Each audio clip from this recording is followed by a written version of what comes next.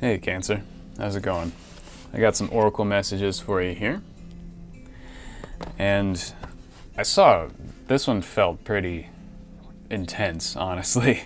It was very vivid. It was very clear. And I saw in my meditation for you a road stretching out to its horizon point. Very straight road. And on either side of the road arose these two very large eyes looking at me. And I was trying to determine what color the eyes were, but I quickly got the message, doesn't matter, it could be any color. And then above the eyes grew these trees, like on the horizon. You know, the eyes were the tops of the eyes were like sort of matched with the horizon.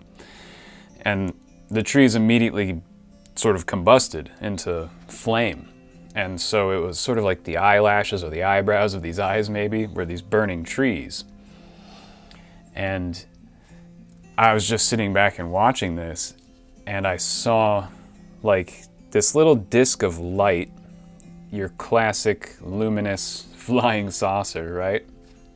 And it was right on the straight road, and its like beam, its sort of spotlight was on, aiming down at the road, and it zoomed toward me really quickly at, I don't know, 80 miles an hour maybe, with its spotlight on the whole time, going straight down the road and right over my head.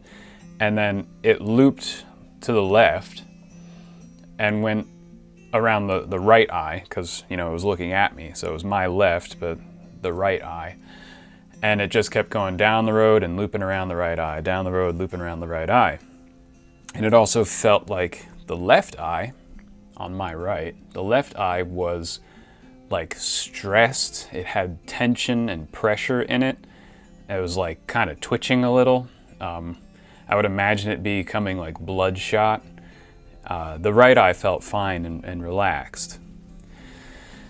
This is an interesting sight, I think. There's a lot to unpack here. And before I unpack it, I think I'm just going to get right into the I Ching, because I think these immediately related and gelled really well. So I pulled an I Ching hexagram after this, and I got hexagram 17, or following.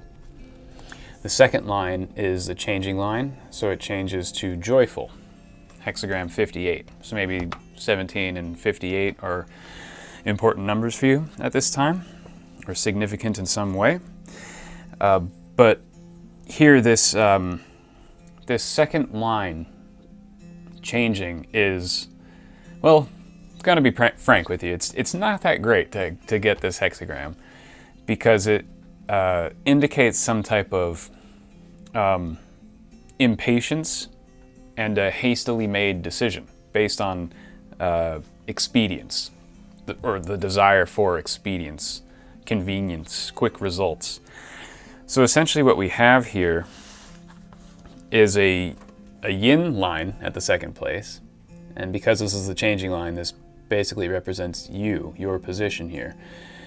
And then these solid lines are yang lines, so we have yin and yang. And normally the second line and the fifth line correspond with each other in most hexagrams. And here we would have the second and the fifth corresponding. We would have a nice yin down near the bottom, which would denote like a student or a young person. And the fifth yang line here would denote like a great person, a mature person, and a very well-rounded, experienced teacher. And so normally these two things would correspond in any other hexagram, but because we have this yang line here at the bottom and this changing yin line here, that yin line wants to correspond with that bottom line, that first line. It doesn't want to correspond with the fifth. So here we have this idea that there is a great person who, it's not necessarily a person, this could be an idea, a path to walk, a philosophy to adhere to, a spiritual tradition to practice, a teacher to select, a job to take. It could be anything like that. I get the vibe of it being like a teacher, or a type of path of knowledge or spiritual discipline. Something along those lines is kind of the vibe I'm getting because of what I saw in the meditation. And I'll explain that. So using that analogy here, there is a great and beneficial path, spiritual path, that is appropriate for you. And there is someone, perhaps a living human being, or perhaps a guardian angel or an ancestor, some type of spirit guide or other, who is prepared to teach you and guide you and help you along this path. And unfortunately, you might be being a little bit seduced by a lesser path, because this path offers faster results, or it promises. I don't know if the offer is true or not, if this promise is true or not, but it promises faster results. It promises perhaps better results. It might seem a little bit easier or more attractive to walk this path, and you might want to choose it. It could also just be because you don't see the greater path that is there for you, and you only see this one path, this lesser path, and you're unaware of a better way. When I apply this to what I saw, the left eye generally signifies the left-hand path of the tree of life. You know, when we go through our spiritual ascent, there's the left-hand path, the right-hand path, and the middle path. The left-hand path is generally associated with less than savory personalities.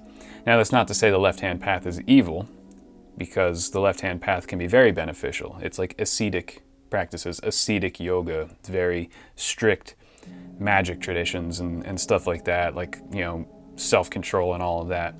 But it can easily slip into its dark side, which is not about ascetic self-control, but of domineering control of others, or of others sort of, you know, like Gurtia, like the sort of summoning of demons to do stuff for us, like dominating other entities to benefit ourselves.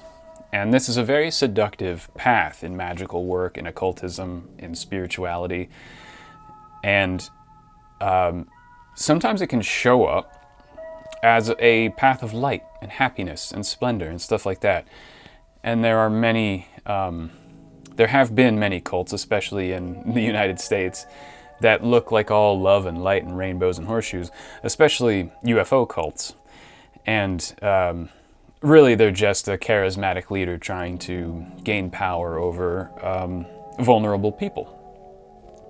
So if you are feeling vulnerable at this time, perhaps lonely, perhaps you've suffered loss recently, perhaps you've just suffered in some way, or have been feeling like you've been cast adrift in some way, we can be taken advantage of when we're in states like that by charismatic individuals, by people who promise us salvation, for lack of a better word, for people who promise us community, people who promise us friendship, people who promise us a salve to soothe us, right?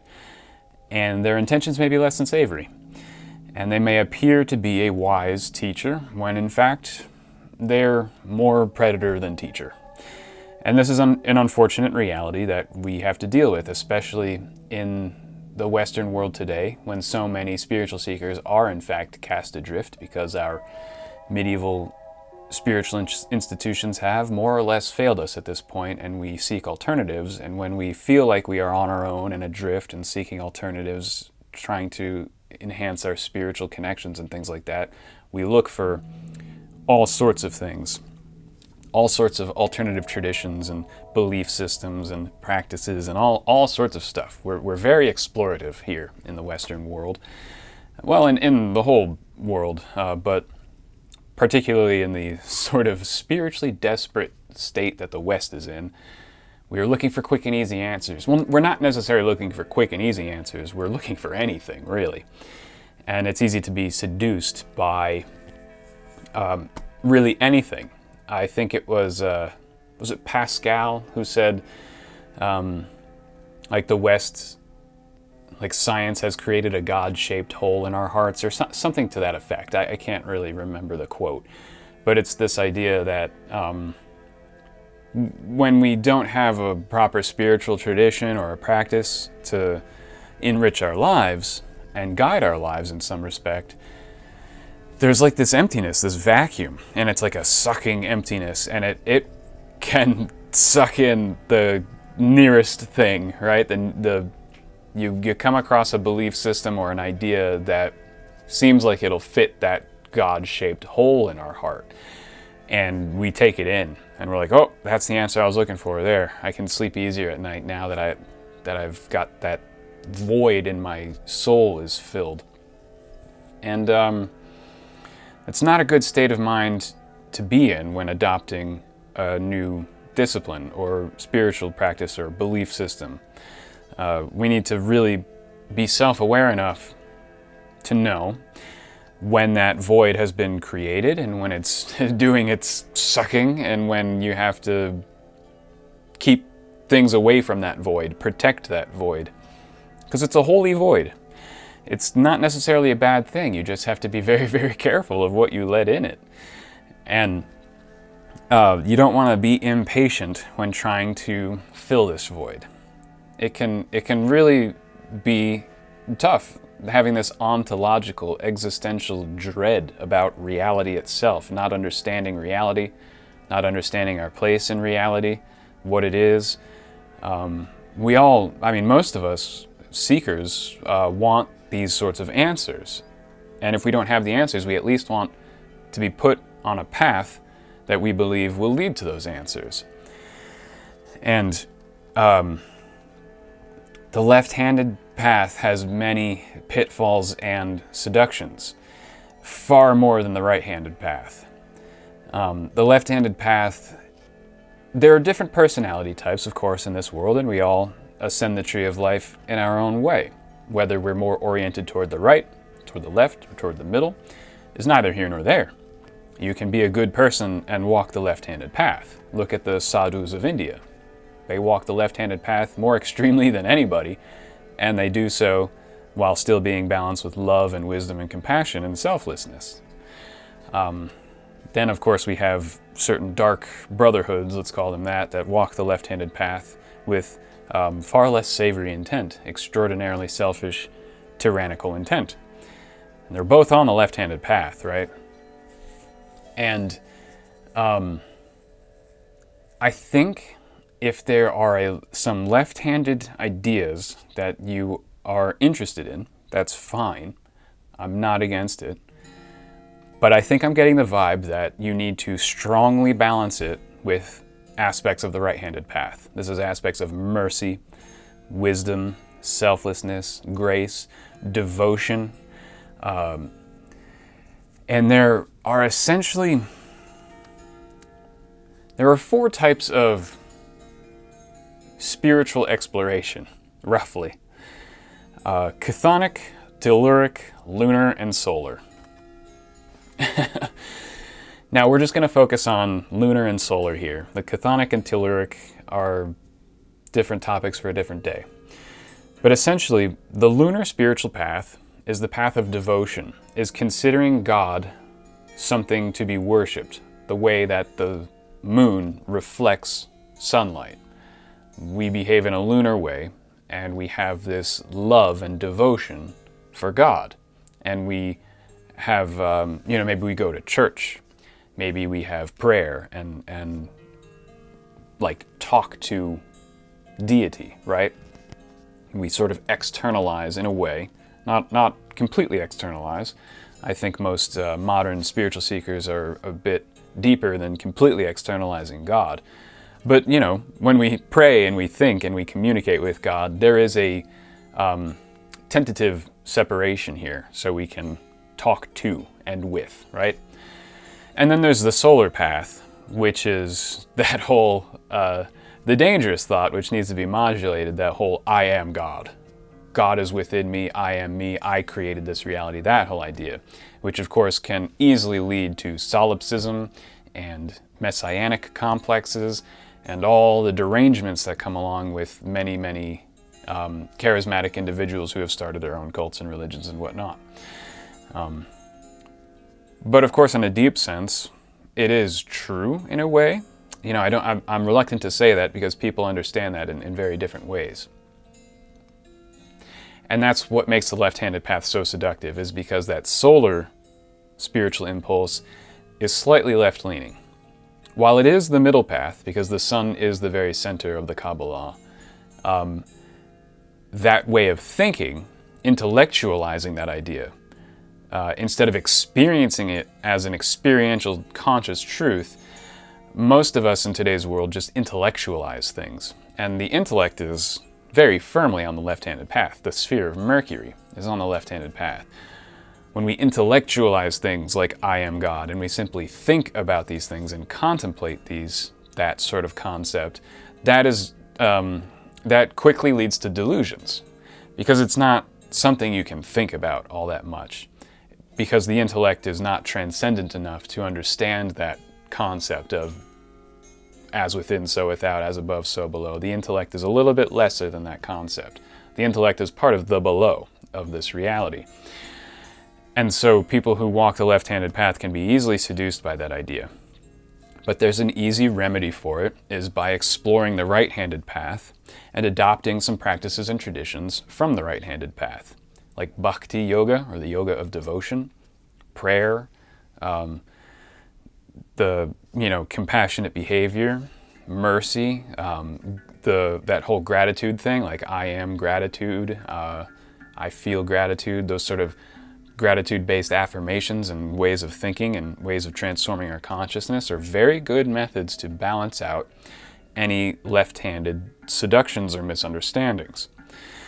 So that, I think, is crucial right now. We had that flying saucer flying down the middle path, the road that was in the middle between these two eyes, but circling the right eye with its spotlight shining down on it.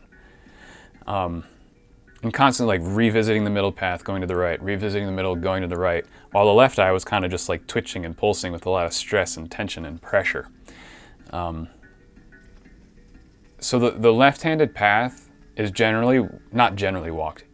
It can be walked by people seeking shortcuts, or people who feel desperate, people who want something quick, something effective, something that has immediate results.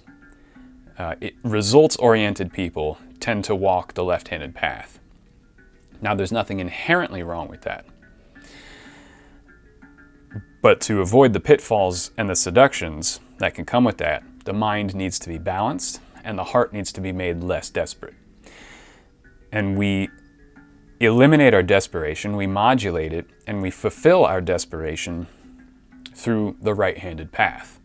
The left-handed path will not fulfill desperation, because the left-handed path is the realm of intellect, strength, and self-dominance, and the left-handed path has no pity for you and your desperation or your negative emotions. The left-handed path is so ascetic, it does not care how you feel, and it never will. The right-handed path, however, has the spheres of Venus and Jupiter on it, which are the merciful and loving parents, the mother and the father, who have unlimited love and compassion for you. Just the smiling, happy parents who are so thrilled the first day that you took the training wheels off your bicycle and they watch you joyfully ride down the road. That's the right-handed path. And those energies, the Jupiterian, Venusian energies, are going to heal whatever wound is causing you to be seduced by this potentially unworthy leader or path. It's very important at this time. And I had the concept come to me very, very loudly. One cannot serve two masters. This is an old idea. It's reiterated in the Christian context through the New Testament. But it's part of every esoteric tradition that there is. One cannot serve two masters. Now this is also a dangerous phrase because it is often used by cult leaders to get you to swear allegiance to them. They want to be your master. You cannot serve two masters, meaning you have to get rid of your family, get rid of your friends, get rid of your wealth. Give me all of your wealth. Don't talk to anyone except me. Don't listen to anyone except me. One cannot serve two masters. And cult leaders use this all the time, and to influence people, to follow them, and to gain control over a person's life and resources, finances, energies, everything. But this phrase is also true in the spiritual sense, in that if you are at that point in your life where you've had some type of spiritual awakening, you have the choice: do I follow my spiritual awakening, i.e., in the deific sense, do I follow God? Or do I continue just following the world? Do I just continue focusing only on career and money and relationships and that sort of thing as the key to happiness, right? We sort of have these cultural beliefs that wealth and family and job and purpose and these things, these worldly things, are the keys to happiness. When we get all these things in order, then we'll be happy, right? And that's not to say that's wrong, but those of us who have a spiritual awakening tend to be put at this fork on the road. Do we just continue to seek that white picket fence and the 2.2 cars in the garage type thing? Or do we dedicate our lives to what has just awoken within us? And it's very, very difficult to do both. That's not to say they're mutually exclusive. What is difficult is the idea that he who chases two rabbits catches neither. And if you can choose one or the other and have good, happy results in either. But you can't really dedicate yourself to both. Now, the interesting thing here is, let's say you choose the worldly path and you do it really well, and you're a good person and you earn your money through honesty and diligence, and you're fair, and you're just, you're not a bad person. Worldly people are not bad people, they're great people. And you do it all just very well. In the end, you might realize that you actually did walk a spiritual path. That you really, in picking one master, one goal, you got to enjoy the fruits of both. And it could go the other way. If you're like, okay, I'm going to choose the spiritual path and focus more on that, and whatever happens with my finances and my political life and my social life, well, let the chips fall where they may. Do what you can so you don't become homeless and starve to death, of course. But to have money itself as a goal while also trying to walk the spiritual path and have devotion to God as a goal, those two things tend to conflict with each other a lot, because then we don't know how to spend our time every day. When we wake up in the morning, we don't know what to do. Or we try to do a little bit of both and wind up being lukewarm in both and failing in both. So let's say we choose the spiritual path. Well, I know not a great many people, but I know a number of people who have chosen that path, and their financial lives worked out anyway, and their social lives worked out anyway. In fact, they didn't have to sacrifice it. They chose their master, the spiritual awakening, God, as their master, and their worldly lives never had so much as a few bad days and a couple of hiccups and a few roadblocks every now and again, but generally worked out pretty damn well. So you're at that fork, and you can pick either one. You just have to know why. You have to know why you're doing it and pick it in full consciousness. And now is not the time to pick a path because you think it's going to give you quick and easy results. That would be bad reasoning. Don't pick a path because you think it's going to fill a void in your heart. That would be bad reasoning. Don't pick a path because you're running from something. Pick a path because you're running towards something. Find out what it is you're running toward and choose the path because of that. And not because you're trying to run away from something. You're not trying to run away from the void in your heart or the desperation you feel. You're trying to run toward an alternative that will truly cure that desperation. Truly. And not be a false cure or a false light, because there is a lot of false light, especially in this modern world. But make sure that it's a true light. And I think you can do that by balancing yourself with Venusian and Jupiterian energies at this time. Maybe you want to study the Kabbalah and the Tree of Life and look into what the right-handed path means, the idea of gracefulness and mercy and things like that.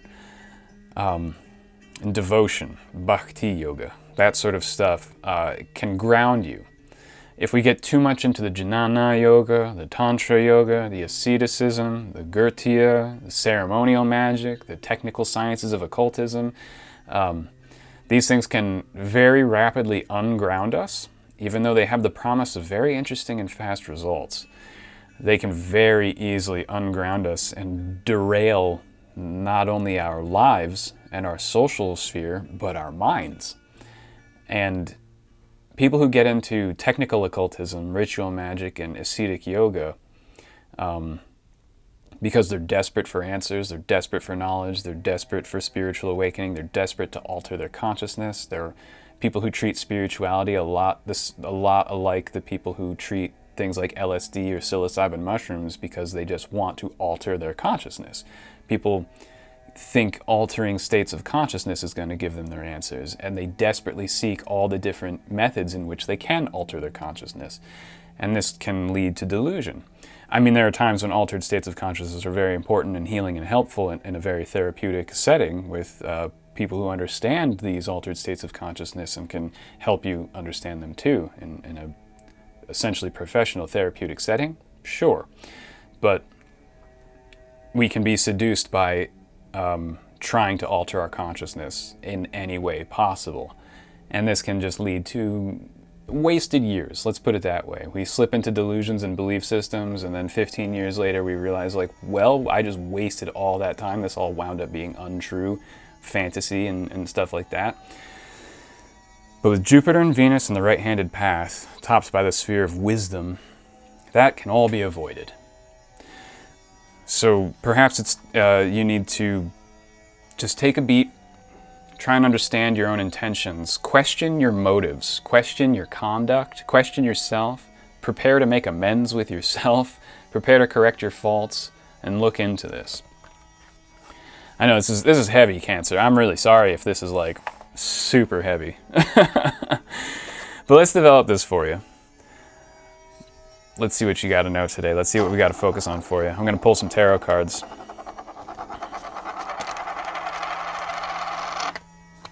Okay, so here we have the alchemical symbol of brain fart, air. Okay, so yeah, introducing, oh, the sun wants to peek out. Okay, that was interesting, because I was going to say introducing some lightheartedness and sunlight into your life. So when we talk about taking the lunar path and the path of devotion, that's the path of reflecting the sunlight, the path of absorbing the holy divine energies of the Most High and radiating them out into the world. Maybe you literally just need to get some sunlight. I know many occultists who spend way too much time indoors. Drawing the curtains closed, lighting their candles, and you won't see them for the next month. Maybe go outside. I know it's winter in the northern hemisphere here. Maybe just open your curtains, get a UV lamp. But air, making yourself feel lighter, trying to inhale the element of air, right? We literally do that on a physical level, but imagining your body to be filled with air and then exhale the air back out of your body, like through every part of your body, not just your mouth and throat and lungs, but imagine absorbing the element of air just from the universe of air all around you, and then exhaling it back out, back into the universe of air all around you. And do this full body elemental air breathing, and you should feel a sense of lightness. Try to imbue your whole body with that sense of lightness. And this has the way of alleviating a lot of concerns and stressful feelings.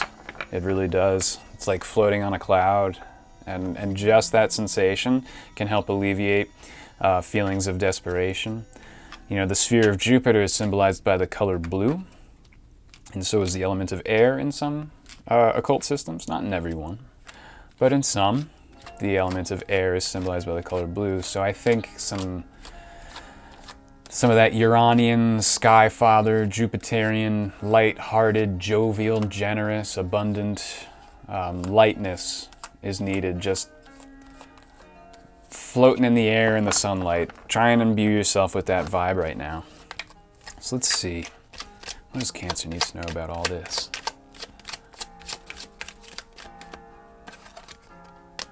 So we have the Ace of Swords. A bit of a Neptunian card here. I know Neptune was discovered in the 20th century, so it's not a classical planetary association with this card. But it's a modern association, which I feel called to talk about, or at least bring significant attention to. So here, this Ace of Swords again, inhaling that element of air, making yourself feel light, clearing your mind of if you can manage to find a window of restfulness and clear your mind at this time, I think you'll see your situation in a great deal of clarity, and you'll regain your patience, because you'll see the bright way looks dim, right? The progressive way looks retrograde, and vice versa.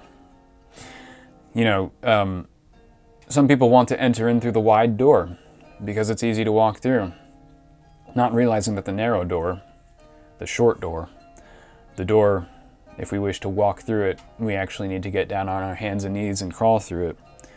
Most people don't want to get through that door because it just looks difficult. You're going to get your knees dirty, and it seems like it'll take too long.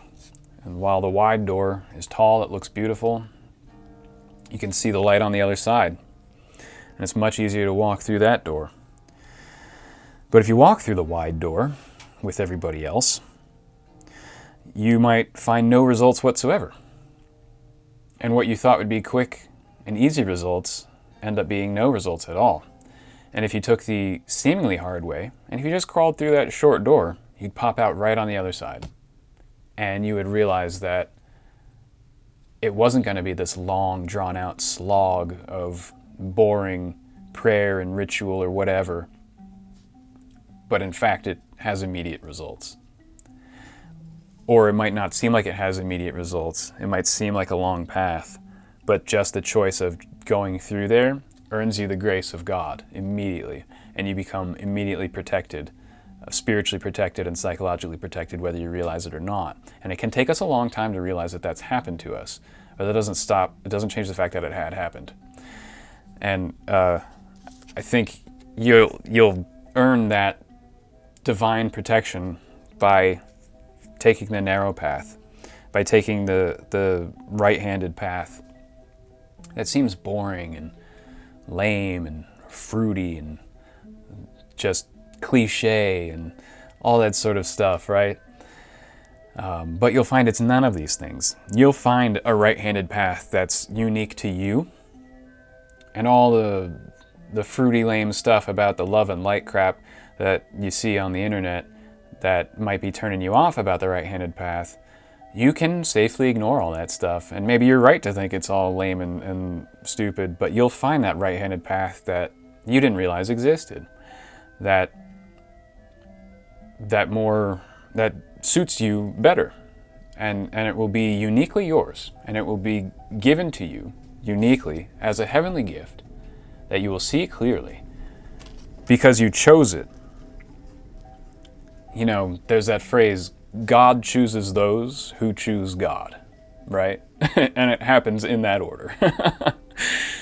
Maybe that's sort of what I get when I see the Ace of Swords, is like heaven choosing those. See, this is like a crown here being bestowed upon your head, or being like offered to you, because you chose with clarity of thought this airy heavenly path. So I'm going to pull another card here for you. Yeah. You're at a fork in the road, and you got to make a choice.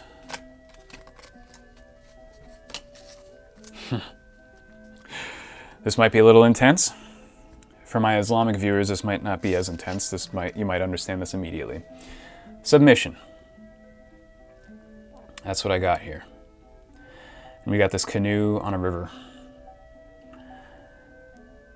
Now, Submission to God can be controversial to some people. It's not super controversial to more Arabian or Eastern thinkers. It makes sense. But here, again, the left-handed path is a path of self-will, of a lot of willpower and willfulness.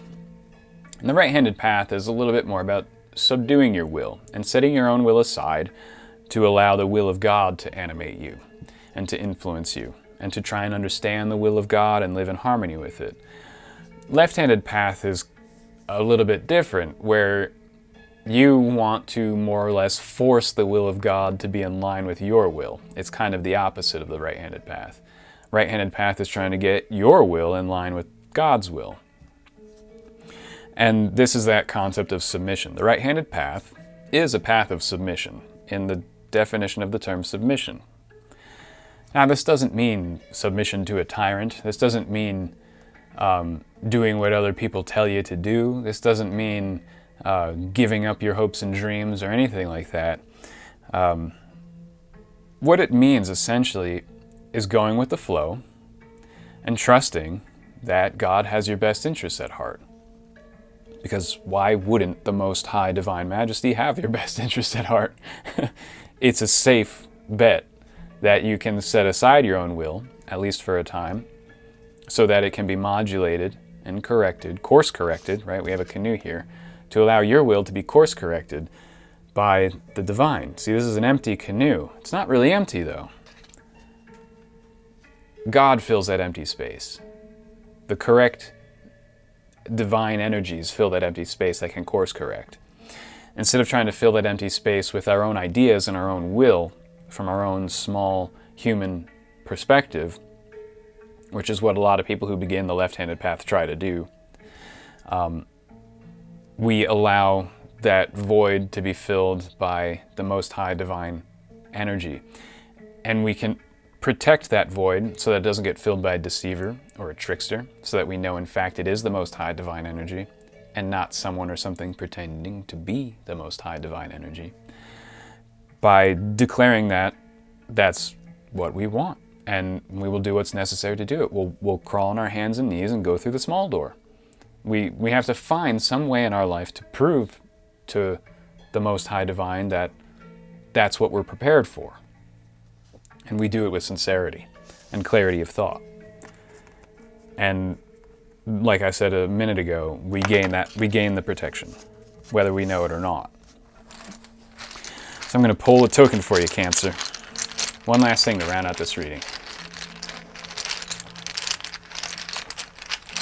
Here it is. What is this? Oh, the diamond. I think there are some similarities between this and Sagittarius' reading yesterday. There are symbolic similarities here. I think I pulled a similar I Ching hexagram, and I pulled the diamond for Sagittarius yesterday. So maybe there's something in there that you'd like to check out. I don't know. Or not. It's up to you. If you feel called to. But here I have the diamond and the number 11. And here I'm getting this idea of walking side by side in clarity with a bond, with an invincible, unbreakable bond. This, I get the idea that you are going to see the two leaders. The lesser one here, remember, the lesser one, the first yang, and the greater one, the fifth yang. And you're going to realize, even though that fifth yang, it's kind of far away, it's 3 lines away, the lesser yang is right there. It's right next to you. Well, it's also beneath you. And although the greater yang is above you and difficult to achieve, and it's not difficult to achieve, I mean it's difficult to see. I meant achieve with your perception. It's because it's above you and kind of far away. But something is going to give you just total clarity of thought. And I think it's going to be your choice to walk the right-handed path, at least for a time. You don't have to stay on the right or the left or the middle. You can change, you can switch, you can explore all the spheres of the tree of life. So this is not a permanent decision. But you'll make the decision for now, maybe, the choice is always yours, to walk the path that feels appropriate to you. You'll choose the fork in the road, the path that you want. And it will be a relatively unbreakable bond, probably an unbreakable bond, an invincible, hard as diamond bond. that you have with a person or a spiritual guide or God or the path itself. And it will just absolutely solidify and crystallize the clarity of thought. And you will probably never experience this type of desperation ever again in your life. This might be one of those psychological cures that we sometimes get on the spiritual path.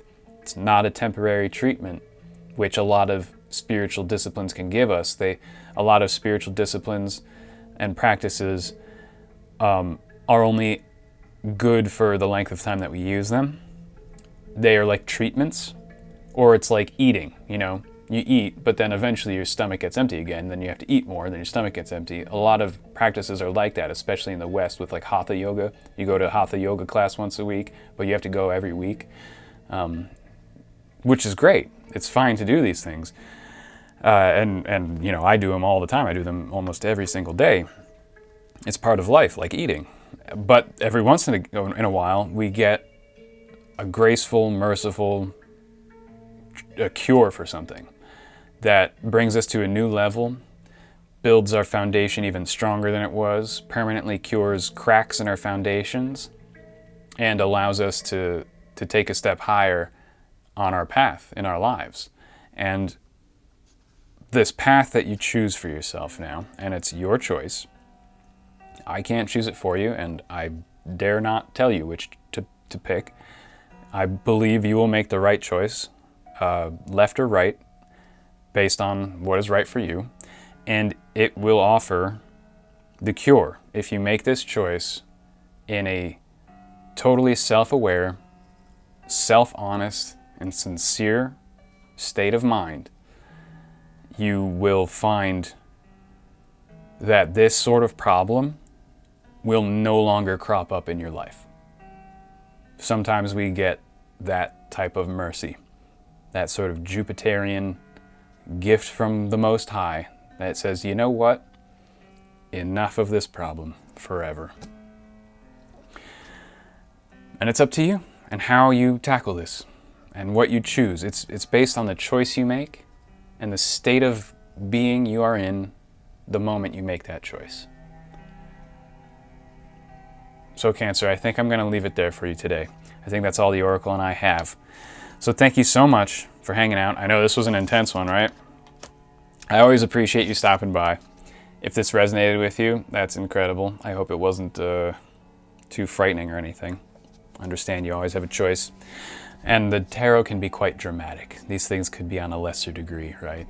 But I have to give you all the dramatic symbolism that's involved. So I wish you all the best, and I'll see you next time.